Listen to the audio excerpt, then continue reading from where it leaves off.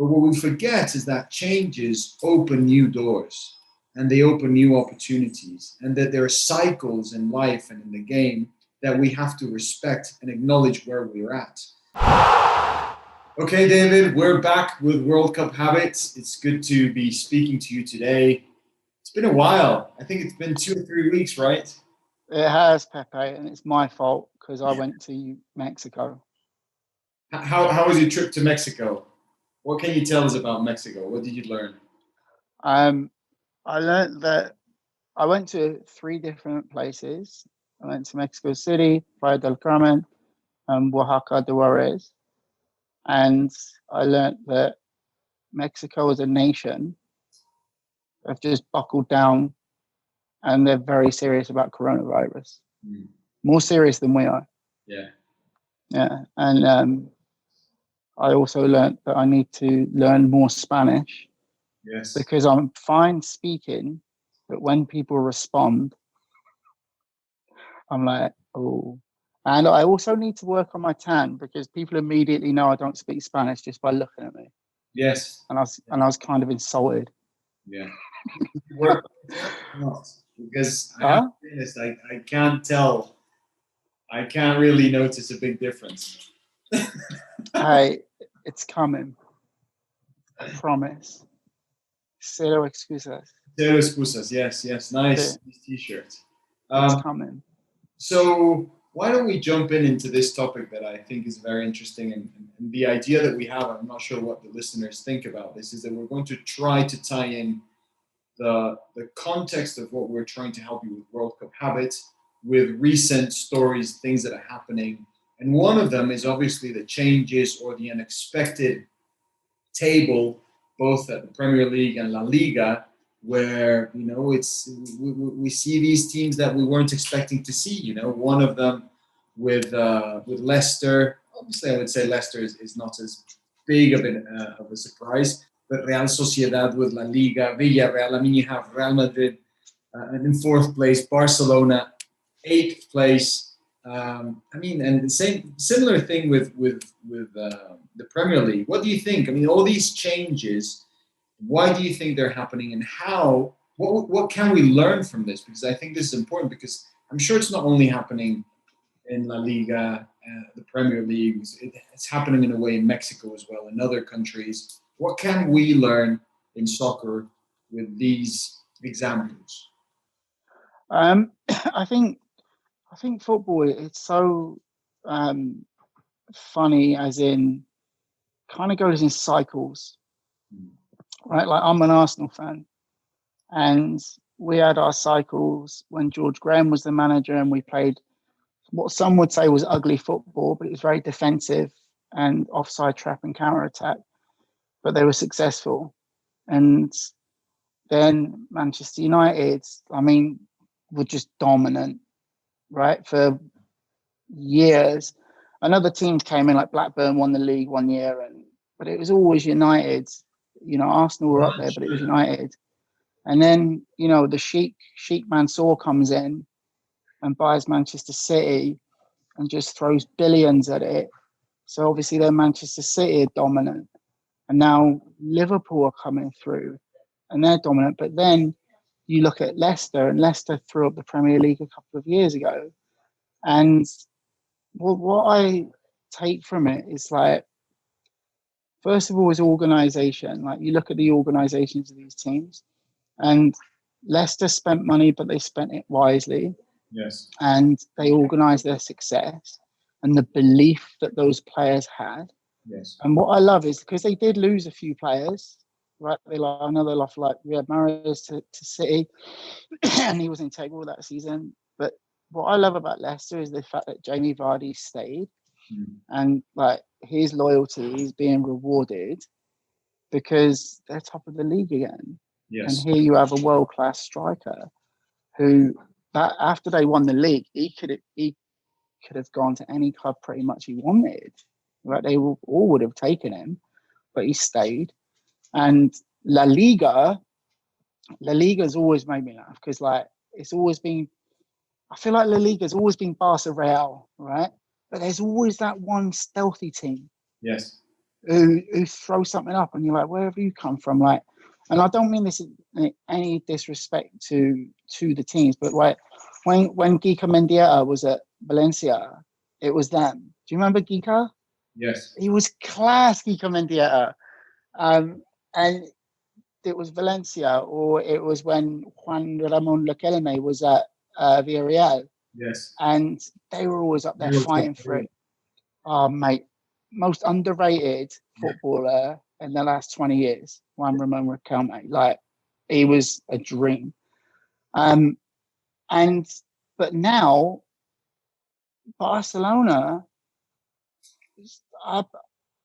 I believe this is karma coming to smack Barcelona around. And I think as a trainer and as a football fan, you love watching Barca, right? But as a club, I don't like them. Yeah. Because first of all, they like UEFA was so far up their butt for years, and I'm bitter about it because Champions League quarterfinal, like Robin van Persie got a second yellow card for kicking the ball away because he didn't hear a whistle on an offside, and Arsenal went on to lose that game against Barca. And if Messi had done that, no card at all ever. So I think it's karma for a lot of things for them, and I think they've lost their way, and the fact that just the way they treated Messi, like when he wanted to leave, the fact that they didn't just shake his hand and say thank you for everything. We're going to rebuild now. Yes.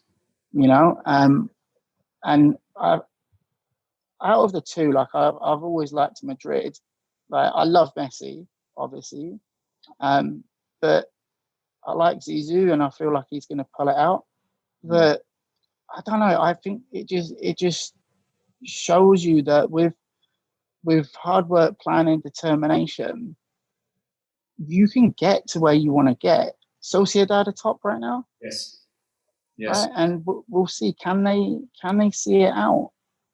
Right, or will they get the success and then? I'm trying to think of another word for shit the bed, but I can't. They've only lost one game, 6 wins, 2 draws, which is actually quite good. Yeah. Unexpected. Yeah.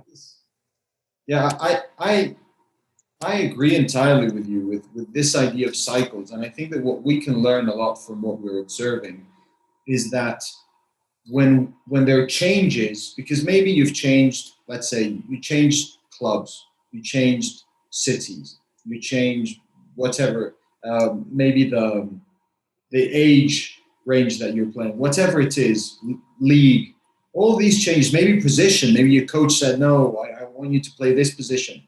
And sometimes we see changes as, oh, and we resist. This is not good. This can be good. This is not going to help me. Why can't it be like it was before? But what we forget is that changes open new doors and they open new opportunities, and that there are cycles in life and in the game that we have to respect and acknowledge where we're at. And I think that this is what happens a lot to coaches and players, that, and I understand why. We all want to be first place. We all want to win. We all want to be at the top. But we have to recognize where are we at right now and build from there. And that takes a lot of courage to accept where you stand and then from there build something. Because if not, one, you're going to be miserable. But two, this is going to affect your performance because your mind is always going to be thinking of, oh, I wish it could be that way, or, oh, if we could only have this. And then you're not playing, you're not focused on the most important thing, which is what's happening right now. Yeah. Like, you're 100% right. And I also feel like, Pepe, like, people don't understand that we're constantly on a tipping point, right? And you can either go backward or forward. And it is really, really up to you. Yes. Right. And you look at these teams and yeah, they're top now. But have they done the planning for 6 months? Have they done the planning if 2 of their top players get injured? And that's the tipping point. Like if 2 top players get injured and you just fall backwards, yes, then you weren't prepared. you know, and it's funny because the way I am, I always think like worst case scenario, Yeah. which is, it's quite negative, but I've turned it into a positive, right? Because I think, right, what if my business, what if the internet crashes, right? Am I going to be all right business wise? Yes, I'm going to be all right because I've still got my field sessions, right? Like, you know, what if the app store crashes? Then I'm going to be all right because I've still got my other digital programming. And the way that I think with like turning that negative thought of, oh my, the worst case scenario into a positive has made me kind of like prepared for anything that happens. And it's part of my personality that I've turned around into something good, you know, because I'm not going to like it. It used to be like, oh, well, this is bad. This is going to happen. Right. But now it's like, all right, well, so if this happens, right, when COVID hit, right, obviously I'm not going to be able to do field sessions during COVID. So my thought process like switched and transitioned to, okay, look, we need to focus on our app. We need to help people, and we need to make sure that players know that this is a resource they can use to continue their development. And if they can't afford the app because it's $20 a month, let's get a bunch of programming on the website for free that they can still continue their development with. And you know, the fact that I've taught myself to do that, I wish I'd done it when I was a player. Yes. You know, like I wish I'd had that mindset of like, all right, if you're not starting a game, what can we do? What can I do to make that happen? And you know, I wish that I'd had the cojones to go to the coach and be like, hey, what do I need? You know, not in a whiny, I'm not playing way, but hey, how can I impact this team more? Yeah. Tell me, because I'm prepared to do anything. Yes. Because if a coach responds negatively to that, you should probably find another team. Yeah. Yes. Yeah. And it's going to be really interesting because, as I've said 100 times, I'm an Arsenal fan, and we got smacked by Aston Villa yesterday. But it'll be interesting to see if Leicester can stay up, because I don't know anybody who hates Leicester. Right? If Leicester win the league, I think maybe Birmingham City fans, but everyone's not that upset if Leicester win the league and their team don't. Right? It's like, oh, good on Leicester. You know, and I think they've got a fantastically tragic story because their owner died in a helicopter accident. Yes. And, you know, the aftermath of that, you saw how close the players were to the ownership and how much they cared. And that goes a long way as well, doesn't it? With the ability to accept changes. Because if you're loyal, then, which they are, then, you know, that change was massive. Yes. You know, you had an owner who invested everything and he tragically died. And it seemed to pull all of those players together. And that was, you know, a nice thing out of something horrific. Yes. Yes, yes. And it's not something that you would wish to anyone. But at the same time, we have to acknowledge that one way or another, changes can be great opportunities. And speaking, you know, we're speaking about Barcelona, for instance. This is something that a lot of people have, you know, experts attack the club and say, well, they haven't planned and so forth. And I completely agree with this idea that you have to keep your vision always there, present, and then ask yourself, how am I going to get there? And you have to be planning based on the circumstances and how you're progressing. So let's say if you're an older player, you have to accept the changes that are happening and then adapt your game to your age. You know, Zlatan is a great example. I mean, yeah, same player that he was, but he still maximizes everything that he has right now. Like Pepe, how many, like realistically, like how many players can go from playing at the MLS level, and I'm not talking bad on the MLS level whatsoever, but how many players can go from MLS where they've done really well to Serie A, which facts is, you know, quite a way ahead. technically wise and ability wise than MLS, and make a massive impact like he's making. Yeah. There's not many, is there? And it's funny because when you were saying like changes, I was thinking of Zlatan, because with Zlatan, it's like his age he uses for him instead of against him. And a lot of players, you hear them like, oh, I'm getting a little bit older. You don't hear that from Zlatan. All you hear from Zlatan is how good he is and how ripped he is and how prepared he is. And, he got the coronavirus, and, he made some joke on Twitter about it, about the coronavirus got the Zlatan because he beat it. And a lot of people don't like it, but his character, like the caricature that he's made of himself, absolutely works for him. And, I feel like as a society, we're very hypocritical, because everyone's like, oh, we want everybody to be confident. We want everybody to believe in themselves. But when you have like a Zlatan who does it, he's so arrogant. Is he arrogant? Because he backs it up. Every single team he's gone to, he's backed it up. And now you have a 39-year-old Zlatan dominating Serie A. And I've always been a fan of his. I've heard some stories of him in training at Galaxy, because I had players there when he was there, and elbowing players in the face in training, because he treats everything like a World Cup. Everybody loved him, because he brought that level up. And I think it's a perfect example for viewing change as a positive.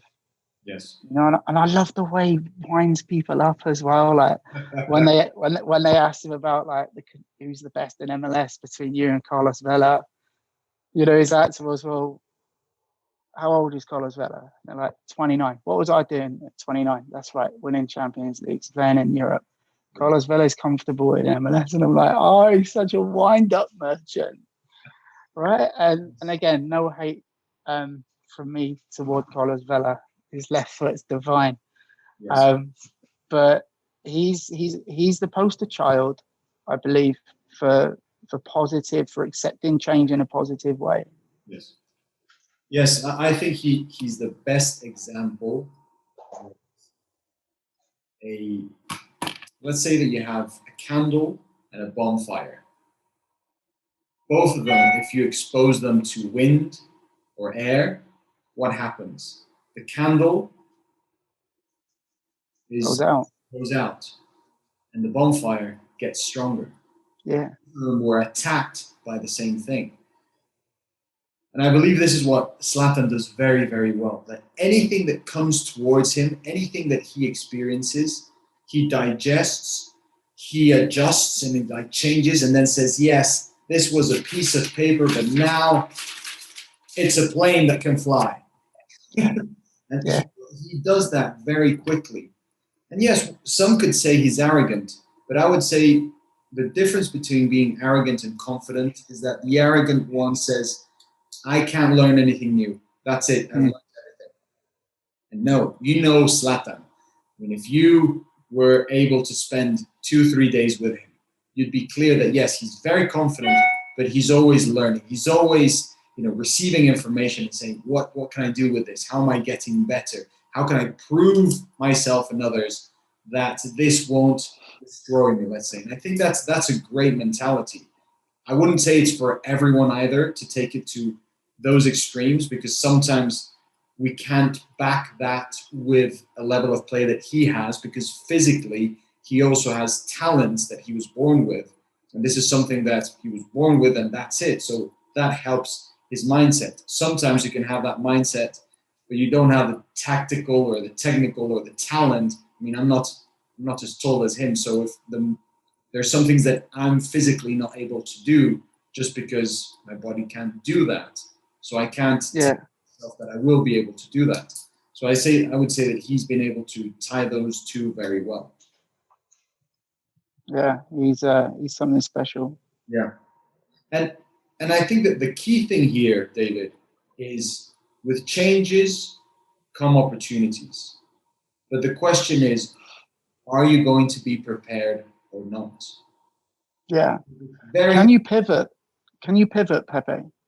Yeah. Can you pivot? to blame the current world circumstances that we're living and say, oh, it's because of this, it's because of that. You know, I'll wait until 2021, until the season ends, until this, whatever, when the season starts, I will do this. But then what will happen is that you won't be prepared. The opportunity will knock on your door, and the question is, are you going to be prepared or not? And anyone that's reached any level of mastery is when opportunity knocks on their door, they open the door and they're like, yes, I'm ready. Let's do this. Yeah. Yeah. And you know, that is, and again, that is when we look at COVID, because I believe that this experience, it exposed a lot of people that they didn't know how to pivot, right? And instead of pivoting, there was a lot of panic, Yes. you know. And I believe that it also exposed the people who are prepared and they know how to pivot. And you know, and especially in our industry, in the soccer world, and in the youth soccer world, like clubs really got exposed. Yes. And you know, a lot of them did very well with it. You know, a lot of them didn't do very well with it. And you know, it was either panic or prosper. Which one do you want to choose? Yes. Because life isn't all rainbows, right? Sometimes you're going to come up against a wall. Are you just going to turn around and walk off, or are you going to climb over it? Yes. Easier to walk off and then blame the wall, right? Or are you going to find a way around it? And that comes with change. And you know, I had a conversation with a player yesterday who she finds it necessary to play through injury. And you know, I told him, like, you know, you playing at 80% is first of all doing a disservice to yourself. It's doing a disservice to your team.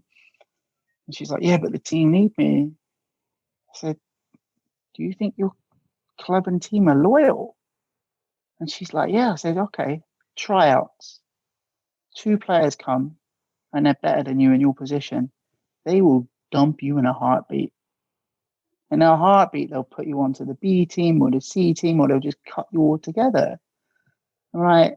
So, you know, the change in her needs to be get 100%, because the loyalty that I'm showing might not be rewarded, you know, and it's a change of mindset that, you know, walk away or climb over. And luckily, I feel for better or worse, I've always been a climb over. Yes. You know, sometimes sometimes I wish I wasn't. Oh, it'd be so easy to walk away from things. But you know, I think it's really important for everybody listening to realize that it is very simple when change occurs to just accept it and move on. But if you're not happy with that change occurring, you have the ability to climb over that wall. And it is always harder. Yes. You know, we use a thing with players, like if you knock on the front door and no one answers, what do? Most people walk away. A tenacious player will go around the back of the house, knock on the back door. After that, most players will go away. Certain players will then knock on the side door and there's still no answer. 90% of players will be like, okay, they're not in. Then there's that 10% who's going to smash a window and go in anyway because they know they're in that house. And those 10 players, then those 10% are the ones who know how to pivot. They're the Zlatans. They're going to make the best out of every situation. And yes, they all have negative thoughts. I'm sure Zlatan sometimes wakes up and is like, ugh, you know, but it's all about controlling it, asking yourself, you know, does this negative thought help me? No. You know, the way that I'm perceiving this change, is it helping me right now? No. Is the way I perceive it real? No. Could it happen? Yeah. Is it happening? No. So why are we perceiving it this way? Yeah. Right. And and again, you know as well as anyone, you're the master here, that mental training is exactly the same as technical training. It's repetition, repetition, repetition. Yes, yes, yes. I also think that it's very important that when we are rebuilding ourselves, a team, a project, a goal, is that there are lots of opportunities that come with that, and it can be exciting. But we have to accept the process. Because if we don't accept the process, this is where things like Barcelona happen. You know, they didn't know what to do. They didn't accept the process. Players are getting older. What are you going to do? How are you going to move them? Contracts and so forth. An injury. You have an injury, as you said. Well, there's a process to recover from that injury. If you don't respect that, you'll be able to come back. Speaking of Zlatan, he's had several injuries and he's respected the process. Obviously, he does everything that he can to accelerate it, but up to a point. You and I know a lot of players that they don't accept the process. They just can't accept that, and then they're not following what's needed, and then this doesn't help them become stronger. On the contrary, they become weaker. And now they're a weak link, and as you said, teams obviously are focused on winning. So if you don't perform, you're out. So that's why it's important that you accept where you're at, and then ask yourself, okay, what's the process? And I'm going to rebuild myself. And my 2.0 version had these 5 top skills. Well, the one that I'm rebuilding now, the 3.0, is going to have these 7 skills now. Yeah. So now you're stronger, man. Mate, it's Pepe, you're so funny, man. Like, I could show you documents from like Alex and Rachel and Christy and Mal Pugh. Like the latest one that I did was MP 2.0.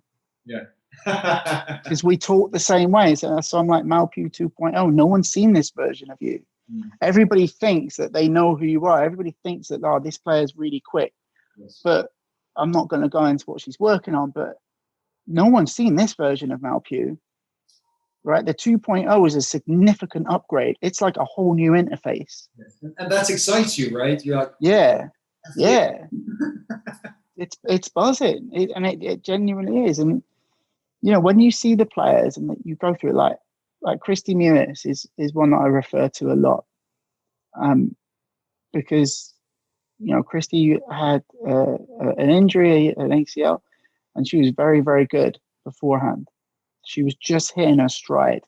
She was getting back to form, and there was talk about her maybe getting back into the national team. And then she did her ACL. And, you know, I spoke a lot to her. And the first couple of weeks, yeah, she was down. But then she like flipped the switch. And it was, no, 2.0 is going to be. And then she played in the Challenge Cup, and 2.0 was out. She was playing. And then, you know, she got called into a camp after the full series, and I'm convinced she'll get called into a full camp now for the US, because 2.0, it's legit. And that, you know, I also feel like it does come with certain experience, you know, because she got injured and she realized, like, you know, soccer careers are short. I have to make the best out of this. I'm actually really good. And I do feel like with her is that she's realized I'm actually very, very good. Yes. And if I don't make the best out of what I've got, I'm doing myself a disservice. So now it's like 2.3. Yes. And I'm going there on Saturday to work with her for a week. And it will be 2.4, because I know what I want to add. We're having a call today about what she wants to add, because that's all we do, right? We add to their game. Yeah. And, you know, I want her, if she does get another opportunity for the US, I want her to dominate. And her sister's on the team, right? So I want her to compete with her sister for that starting spot, because what a fantastic story that would be. But again, we're talking about pivot and change. We talk about Zlatan and Christy Muniz is obviously doesn't have the same recognition as Zlatan, but she looked at change and she went face to face with it and decided to beat the shit out of it and climb over it. Yes. And that to me as a trainer, that's inspiring.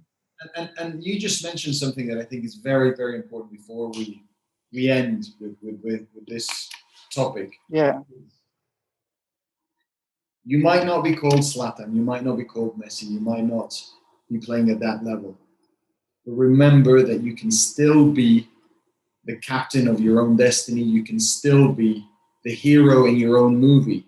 You can still be this person that makes a difference, that makes a change. And that most importantly, whatever other people say, that when you go to bed and you lay down, you can say, I'm better, much better. And you can feel that peace of mind, that satisfaction, and that sensation that no one can take away from you.